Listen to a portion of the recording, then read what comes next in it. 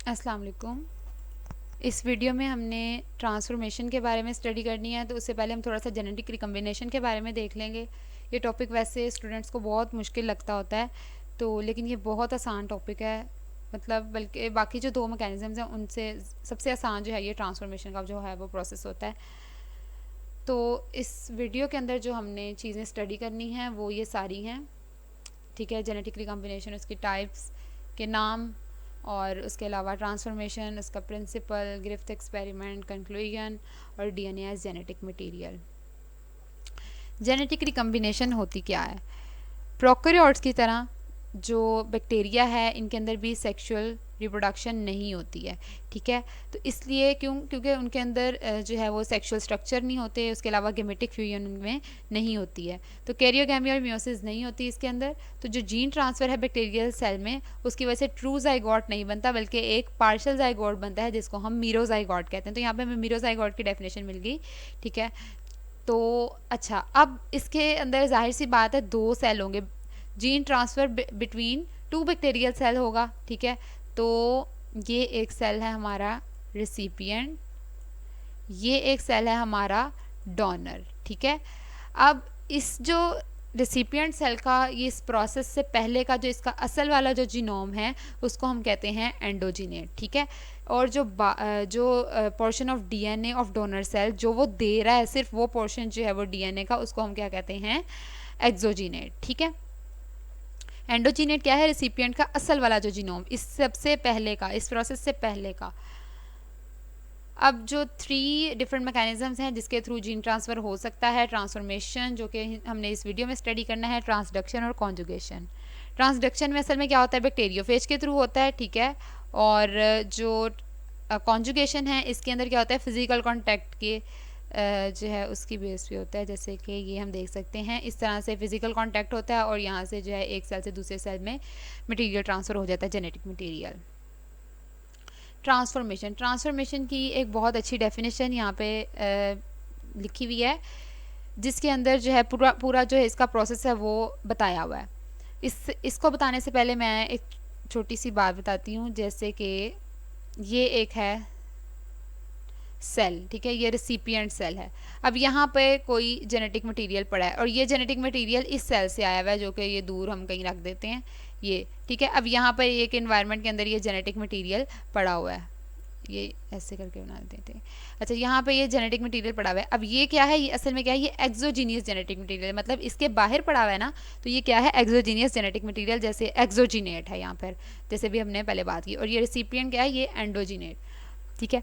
अच्छा, अब इस रिसिपिएंट ने क्या करना है? इसने इसको अपने, इसका जो है ये अपटेक हो जाएगा, ठीक है, ये इसके अंदर आ जाएगा।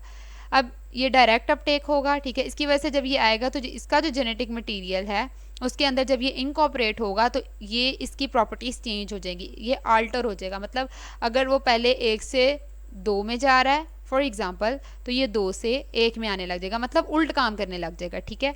तो ये जो जेनेटिक अल्टरनेशन होती है सेल की, सेल कौन सा? रिसिपिएंट सेल की या होस्ट सेल की, किस वजह से? Direct Uptake and incorporation of exogenous genetic material, यानी कि उसने अपनी सराउंडिंग से एक्सोजीनियस जेनेटिक मटेरियल को ले लिया और उसकी वजह से जो उसको जो है इनकॉपरेट कर लिया, तो उसकी वजह से जो है ये जो जेनेटिक अल्टरनेशन हो रही है, तो ये क्या है? ये ट्रांसफॉर्मेशन है असल में, ठीक है, ट्रांसफॉर्म हो रहा है, ट्रांसफॉर्मेशन है। तो जो ट्रांसफॉर्मेशन है ये कॉमन मेथड है, ठीक है। ये मैंने जो पूरा पूरा सेंटेंस लिखा हुआ है, सारा सारा लिखा हुआ है, इसलिए लिखा हुआ है ताकि जो रिटन नोट्स हैं वो बनाने में आसानी हो वीडियो को देखने के बाद, ठीक है। तो अच्छा, इसका अब हम प्रिंसिपल देखते हैं। ये किस बेस पे होता है कि जो होस्ट बैक्टीरिया, असल काम जो है वो इसका है। डोनर सेल ने तो अपना दे के तो वो फारिग हो गया, ठीक है ना, डोनर सेल, ठीक है, ये तो फारिग हो गया अपना, इसने ये मटेरियल दे दिया और इसका काम ख़त्म हो गया। अब असल जो काम है ये इस रिसिपिएंट सेल का है, ठीक है, जिसको हम होस्ट सेल भी कहते हैं, ठीक है।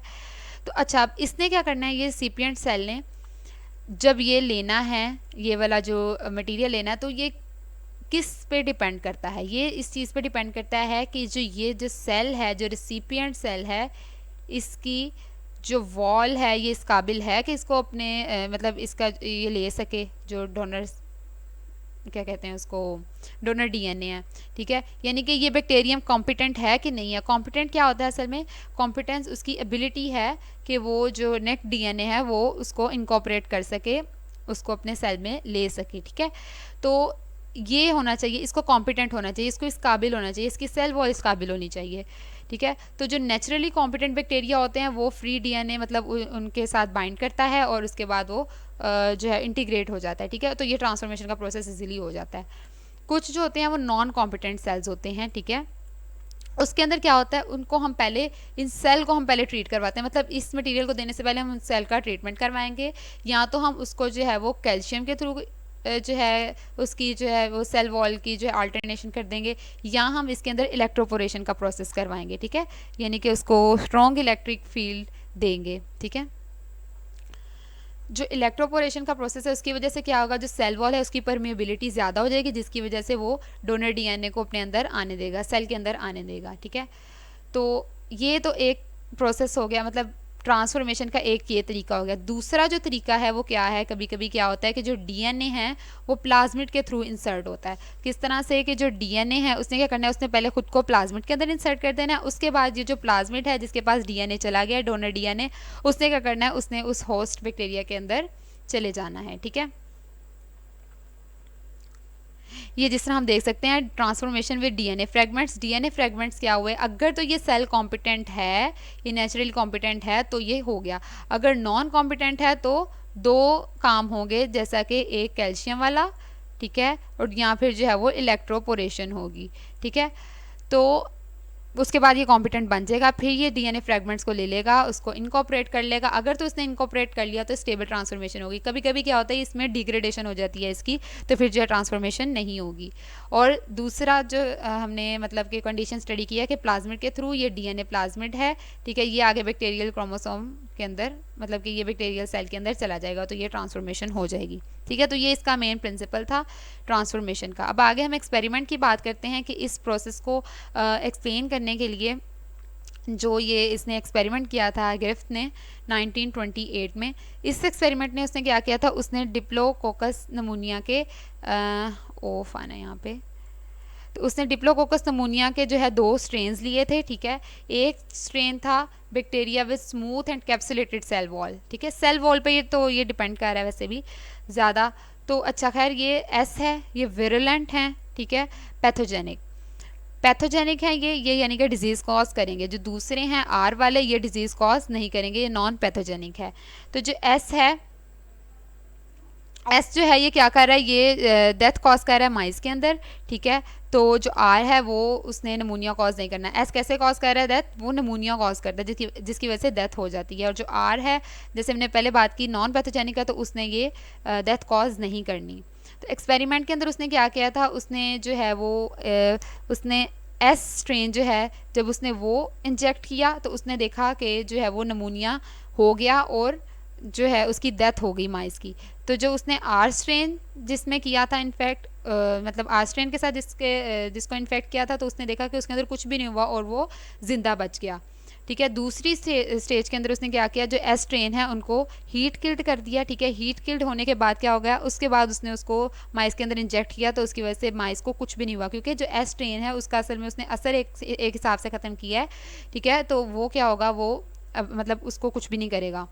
यहाँ पर जो मोस्ट इम्पॉर्टेंट पॉइंट आता है ट्रांसफॉर्मेशन का, वो ये है कि जब उसने एस स्ट्रेन को जो हीट किल्ड एस हैं उसको और आर स्ट्रेन का उसने बना दिया, मिक्सचर बना दिया। जब वो मिक्सचर उसने क्या कहते हैं इंजेक्ट किया, तो उसकी वजह से वो डेथ हो गई थी। वो किस तरह से, अब यहाँ पर एक कॉमन सी बात है, पहले तो आर ने कुछ भी नहीं किया था, ठीक है। आर बेचारा जो है वो नहीं कॉज कर रहा था, डेथ कॉज नहीं कर रहा था, जबकि जो एस है वो डेथ कॉज कर रहा था, लेकिन एस हीट किल्ड हो गया। अब अगर आर डेथ कॉज करने लग गया, एस जब आया तो उसकी वजह से कॉज करने लगा, तो इसका मतलब ज़रूर ये एस ने कुछ किया ऐसा कि जिसकी वजह से आर जो है वो भी डेथ कॉज करने लग गया। तो अब यहाँ पर एस की वजह से आर में चेंज आ रहा है, तो वो हम देखते हैं कि वो क्यों आ रहा है। और उसने जो है लिविंग एस स्ट्रेन बैक्टीरिया उसने देखे थे, जो डेड माइस है जिसकी डेथ हुई थी, उसमें उसने एस स्ट्रेन देखे थे, ठीक है, लिविंग एस स्ट्रेन देखे थे बैक्टीरिया। तो इससे ये चीज़ कंफर्म होगी कि ज़रूर ये जो है ये इस एस का कसूर है। तो वो हम देखते हैं क्या कसूर है उसका। पहले हम ये देख लेते हैं ग्रिफ्थ एक्सपेरिमेंट थोड़ा सा, कि ये विरुलेंट, ये जो है एस ने उसको मतलब कि डेथ कॉज कर दी, आर ने जो है वो डेथ कॉज नहीं की, डेड एस ने जो है डेथ कॉज नहीं की, जबकि जो इन दोनों ने मिल के जो है ये डेथ कॉज कर दी। ठीक है, तो कंक्लूजन क्या निकली इसमें, कि जो उसने ये कहा कि जो आर स्ट्रेन है उसके अंदर ट्रांसफॉर्मेशन हुई है। ठीक है, उस वो ट्रांसफॉर्म्ड हो गए हैं एस से, यानी कि एस इस केस में क्या हो गया, डोनर, और आर इस केस में क्या हो गया, रिसिपिएंट। ठीक है, तो उसकी वजह से जो है उसके अंदर अल्टरनेशन हुई है। तो जो आर स्ट्रेन है उसके अंदर मतलब कि क्या आया, कोई ट्रांसफॉर्मिंग प्रिंसिपल उसमें है जो कि एस स्ट्रेन से आया, हीट किल्ड एस स्ट्रेन से आया। ठीक है, ये एक ही बात बार बार की जा रही है जिसकी वजह से वो विरुलेंट हो गया है। तो उसने क्या कहा कि ये ट्रांसफॉर्मिंग प्रिंसिपल जेनेटिक मटेरियल होगा। सिंपल सी बात है कि जेनेटिक अल्टरनेशन हुई थी, ट्रांसफॉर्मेशन के अंदर जो हमने स्टडी की थी वो क्या थी कि जेनेटिक अल्टरनेशन हुई है ना। ठीक है, तो जेनेटिक अल्टरनेशन हुई है तो जेनेटिक मटेरियल आने की वजह से हुई है। तो यहाँ पे अगर कोई चीज़ इसके अंदर अल्टरनेशन करवा रही है तो जाहिर सी बात है वो जेनेटिक मटीरियल होगा। ठीक है, तो उसने कहा कि जो ट्रांसफॉर्मिंग प्रिंसिपल है क्या है, ये जेनेटिक मटीरियल है।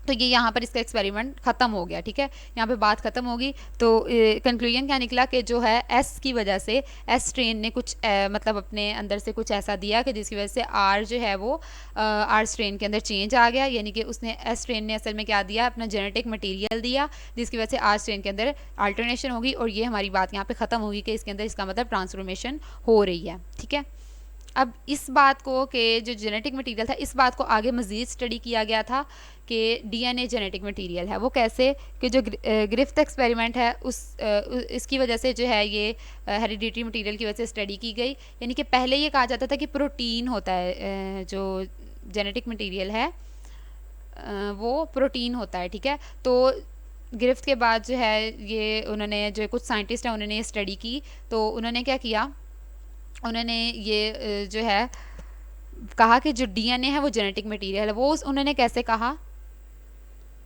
अच्छा वहाँ तक भी कर सकते हैं, ये डीएनए जेनेटिक मटेरियल से पहले तक भी, अगर एफएससी लेवल तक का क्वेश्चन है तो वहाँ तक इनफ है। ठीक है, ये आगे जो है ये जेनेटिक मटेरियल वाली बात ये हायर लेवल्स पे करनी चाहिए।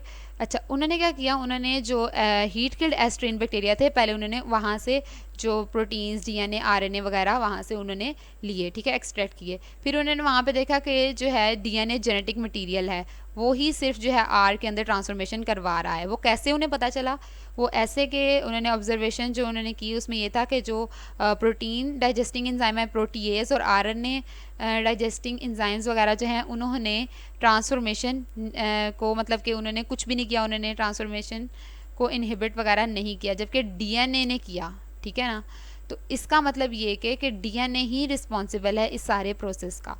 तो इससे हमें पता चल गया कि जो डीएनए है वो असल में क्या है, वो जेनेटिक मटेरियल है। ठीक है, तो पहले हमने जेनेटिक रिकम्बिनेशन की बात की, उसके बाद हमने ट्रांसफॉर्मेशन की बात की।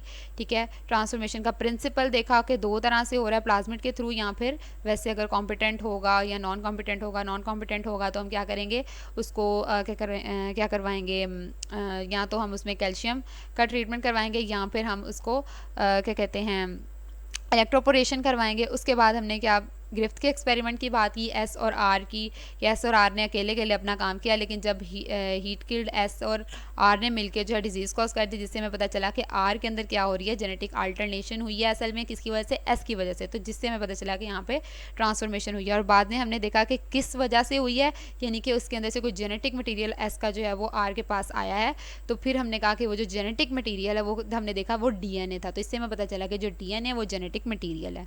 ठीक है, इस टॉपिक के बारे में अगर कोई कन्फ्यूजन है तो वो आप बता सकते हैं, और डिस्क्रिप्शन बॉक्स में इसका जो मतलब कि जो मटेरियल का जो लिंक है वो मैं दे देती हूँ, और इसके अलावा इससे जो रिलेटेड वीडियोस हैं उसके भी जो मतलब लिंक्स हैं वो डिस्क्रिप्शन बॉक्स में आपको मिल जाएंगे। Thank you.